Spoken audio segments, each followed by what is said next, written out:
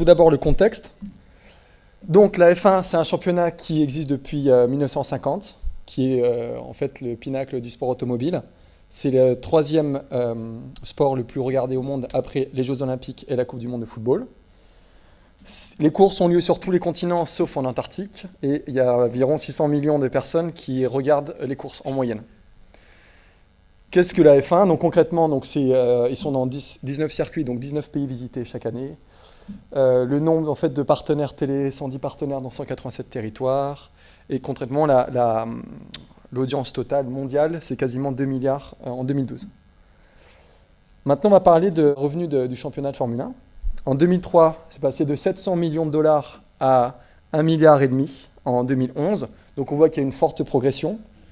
C'est plutôt positif pour le championnat et pour le sport automobile. Alors comment les revenus sont générés?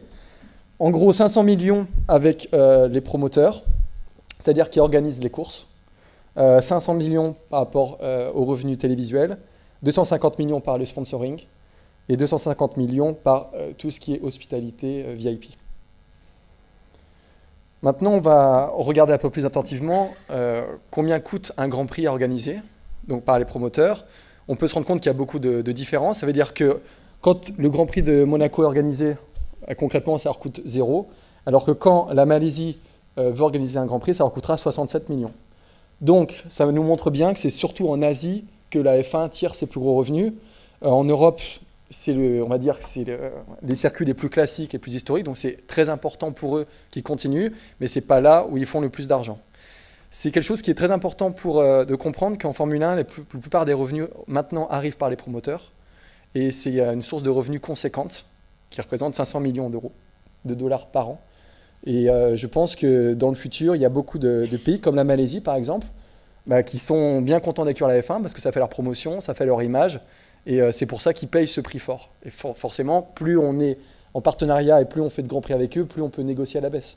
Mais que la Malaisie continue ou pas avec la F1, je veux dire, ce n'est pas une priorité totale, donc c'est pour ça qu'ils sont obligés de payer. Une phrase qui est extrêmement importante pour résumer le business en Formule 1, et que les gens ne savent pas vraiment quand on regarde un Grand Prix, c'est qu'il y a 11 écuries en F1. Ces 11 écuries ont signé en gros 200 sponsors. Ces 200 sponsors, elles représentent un chiffre d'affaires cumulé d'environ 4 000 milliards de dollars. Et que si la F1 était un pays, ils auraient le 4e PIB au monde devant la France, par exemple. C'est pour vous dire, pour vous imaginer le business qu'il y a en F1. Quand vous rentrez dans le paddock F1, ce n'est pas simplement pour regarder un Grand Prix si vous êtes sponsor. Vous pouvez parler aux plus grands dirigeants des plus grands groupes qui sont sponsors F1, donc c'est 200 sponsors. Donc c'est extrêmement important de savoir que la F1, c'est d'une part un sport extrêmement regardé, et deuxièmement, il y a une possibilité de business qui est exceptionnelle. Et d'ailleurs, c'est le seul sport qui présente ça. D'autre part, on se rend compte qu'il y a différentes industries à l'intérieur, comme au niveau technologique, au niveau automobile, finance. Vous trouvez les partenaires, par exemple, il y a UBS qui est sponsor du championnat de F1. Donc quand vous intégrez une écurie de F1, vous intégrez aussi un pôle d'entreprise qui vous permettre de développer votre business. Donc maintenant, on va passer à des questions avec le pilote. Donc Pierre, qui est pilote en fait, de la Red Bull Junior Team. Donc si vous avez des questions à lui poser. Donc, bonjour. Tu as mentionné le fait que Red Bull soit ton sponsor. Et en fait, j'aurais voulu savoir ce qui t'apportait concrètement en tant que sponsor. En tant que sponsor, déjà, ils apportent une grosse partie au niveau du budget parce que la saison est d'1 million d'euros l'année prochaine, enfin cette année. Cette année, ils vont en mettre un peu moins parce qu'avec mon titre que j'ai eu en 2013, j'ai 500 000 euros de prime. Donc ils vont mettre un petit peu moins cette année, mais dans les années à venir, s'ils ont besoin de miser, ils vont apporter une grosse partie au niveau du budget. Et ensuite, c'est surtout au niveau de la communication qu'ils apportent beaucoup, au niveau de leur notoriété, ça m'apporte beaucoup pour moi. Et ils mettent à disposition, vraiment, il y a le simulateur qui est vraiment très important pour nous pilotes.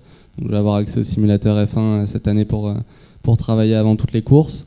Et je vais avoir un ostéo sur chaque course, un préparateur physique. Là, début mars, je vais devoir aller en Autriche pour faire tous les tests physiques, pour vraiment avoir quelque chose d'adapté pour moi. Et tous les tests médicaux, après, ça devient vraiment très pointu sur tous les niveaux. Moi, j'avais une question par rapport à ton titre que tu as obtenu l'année dernière. Qu'est-ce que tu as ressenti quand tu as obtenu ce titre? Est-ce que tu as eu des frissons pendant que tu étais dans ta monoplace?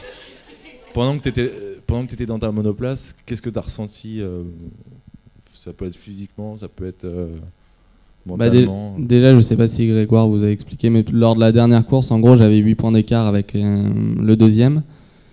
Donc il fallait absolument que presque je finisse devant. Et, au départ, je partais premier, il partait quatrième, il est sorti deuxième. Et lui, en fait, son objectif, c'était, même s'il finissait premier, moi deuxième, j'étais quand même champion pour 1 point.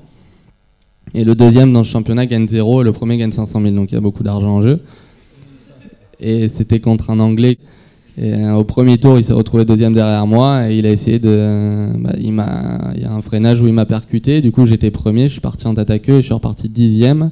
Et lui 3e. Et donc à ce moment-là, c'était lui qui était champion et moi qui étais 2e. Et si je gagnais pas le championnat, c'était sûr et certain que je pourrais pas aller en 3.5 parce que j'avais pas le budget.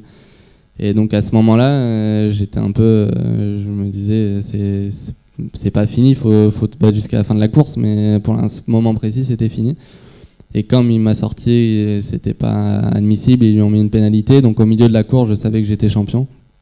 Parce que lui a pris une pénalité, du coup il est reparti 20e ou quelque chose comme ça, et donc à ce moment-là je savais que j'avais gagné. Je suis quand même remonté 6e, mais c'est sûr que c'est une sensation, il y a tellement de travail et tellement d'efforts à faire pendant toute l'année, qu'au final quand tu arrives au but ultime et que c'est fait, j'étais vraiment super heureux, et pendant tout le week-end j'avais une pression sur moi parce que je savais que ça pouvait dépendre aussi de ma carrière si je gagnais pas ce championnat. Peut-être que cette année, je n'avais pas les moyens et pas les sponsors suffisants pour continuer ma carrière. Donc ça dépendait vraiment, c'était vraiment important pour moi. Donc c'est sûr que d'un seul coup, tout s'est relâché et j'ai pu être vraiment très soulagé. Et c'était vraiment une belle victoire pour moi et mon équipe. Très satisfait, quoi. Enfin, c'est même plus que ouais, voilà, vraiment. Ouais. Bah après, c'est sur le moment précis. Après, il y a direct les tests pour l'année d'après qui commencent. Mais c'est vrai que pendant toute la soirée, pendant toute la semaine d'après, c'est vraiment un moment de satisfaction. Sur ton nuage, quoi. C'est important de comprendre que le sport automobile n'est pas un sport comme les autres, en sachant qu'il y a peu de logique. Et c'est pas parce qu'on est talentueux qu'on réussit, et qu'il faut des sponsors avec soi, parce que ça coûte très cher le sport automobile. Et même depuis le plus jeune âge, à partir de 14 ans, même le kart, ça coûte. Il y a des gens. Une saison de kart maintenant à l'international, quand j'avais 12-13 ans, il y avait des pilotes de mon âge qui payaient 250 000 € juste pour faire du kart. Donc. Bonjour, j'ai une autre question. Selon toi, quels sont les points de ta personnalité quels sont les points qui ont permis de réussir dans le sport, dans la Formule 1? Je pense que j'ai commencé par le karting comme tout pilote et j'ai eu des années qui ont été un peu plus difficiles au début. Et c'est grâce à ça, je pense que j'ai eu vachement de détermination et j'ai jamais lâché les bras, j'ai toujours voulu y arriver. Même quand ça marchait pas, je me suis toujours dit il faut te battre jusqu'au bout, et il y a un jour où quand ça marchera, ça va payer. Et j'ai beaucoup appris avec ça, à travers ça, et du coup maintenant je pense que j'ai vraiment une capacité à me battre jusqu'au bout et à jamais rien lâcher comparé aux autres. J'ai vraiment envie, dans quoi que ce soit, je me donne toujours à fond parce que j'ai toujours envie de finir le premier. Que ce soit quand on fait les tests physiques ou quoi, j'ai toujours envie d'être supérieur aux autres, donc je pense que c'est une de mes plus grosses forces, vraiment avoir beaucoup de détermination. Et ensuite, je fais là aussi le travail qu'il faut à côté parce que ça demande beaucoup de travail, beaucoup de sacrifices, parce que je suis parti de chez moi à 13 ans en sport-études. Donc il y a beaucoup de sacrifices. Je sais, j'ai pas mal d'amis de mon âge où je sais très bien que je peux pas avoir la même vie qu'eux. Mais bon, après c'est pour un but. Je sais ce que je peux avoir au final et je le fais pour ça. Et tu penses qu'avec le nouveau règlement en F1, ça peut inverser les tendances, c'est-à-dire que même les petites écuries comme Caterham peuvent scorer des points cette année? Ils vont remonter dans la hiérarchie. Après, la F1, c'est aussi, comme tu l'as dit, il y a beaucoup d'argent qui circule. Et c'est toujours les écuries qui ont le plus d'argent pour développer, surtout cette année où il va y avoir beaucoup de choses à découvrir. Toutes les écuries qui auront plus d'argent pourront développer plus vite et forcément seront devant. Donc ça sera toujours Ferrari, Red Bull, Mercedes et toutes les grosses écuries. Et pour un jeune pilote, imaginons que tu aurais eu ta chance en F1, ça aurait peut-être été plus sympa même pour toi de découvrir la F1 comme tout le monde en même temps, peut-être découvrir la nouvelle voiture avec les autres?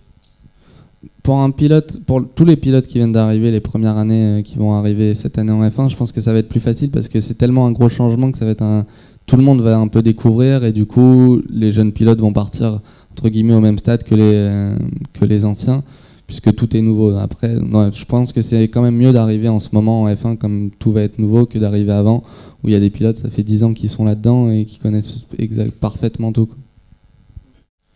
Par rapport à ton ambition personnelle, toi, tu veux être pilote de F1, être le premier pilote de l'équipe, gagner au moins un Grand Prix ou gagner le titre, et combien de temps tu donnes pour atteindre cet objectif?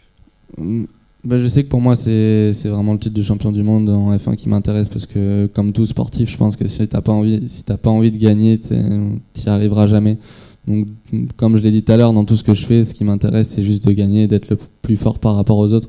Donc si un jour j'arrive en F1, forcément ça sera dans l'optique de gagner. Ensuite, combien de temps je me donne? Après, c'est difficile de répondre à ça, parce que faut vraiment avoir la maturité pour avoir l'expérience aussi. Là, pour l'instant, j'ai regardé il y a des sites qui permettent de faire des comparaisons. Je suis à 60 départs en voiture, en course automobile, comparé aux jeunes pilotes qui viennent de rentrer en F1 qui sont à 150 déjà départs en Grand Prix.